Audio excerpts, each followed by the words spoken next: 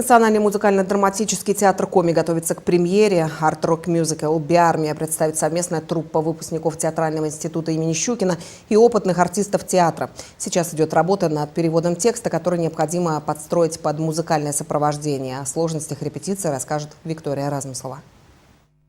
Дмитрий Волков и постановщик спектакля, и автор музыки, под которую проходит все действо. Написана она была для русского сценария, и перевод на коми язык должен сохранить оригинальную звуковую дорожку и при этом не нарушить мелодику наречия. Зато с актерами Национального театра московскому режиссеру работается легко. Опыт решает многое. Студенческий дипломный спектакль – это вещь условная, потому что приходится играть, допустим, взрослые роли все равно молодым людям.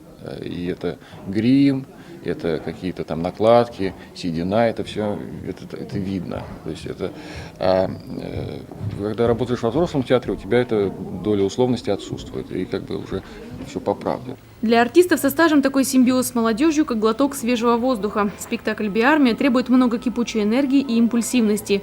Наши мэтры сцены привыкли передавать зрителю накипевшие в ходе репетиции эмоции как можно мягче. Сюжет нам знаком, как артистам. И вот эта другая интерпретация, это, несмотря на то, что одно и то же повествование, это совершенно разные миры. То есть погружение идет совершенно другое, в отличие от «Пармалов».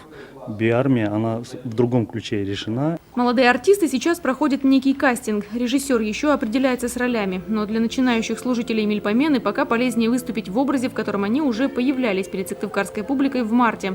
Такое повторение всегда на пользу исполнителю, отмечают профессионалы. Не хватает больше внутренней силы как таковой. То есть одно время, первый раз, когда ты выпускаешь спектакль в Москве, это одно, ты его должен наиграть. Я думаю, что как бы со временем роль зреет. То есть она сама по себе, когда ты о ней думаешь, она обрастает мясом, так называемым. И это становится как бы частью тебя. Как говорят в театре, вся его магия происходит, когда в зале находится зритель. Образы раскрываются глубже и правдивее. Сейчас же новоиспеченные и опытные артисты только приступили к репетициям. Премьера спектакля намечена на конец сентября. Виктория Размыслова, Константин Стратиенко, Вести Коми.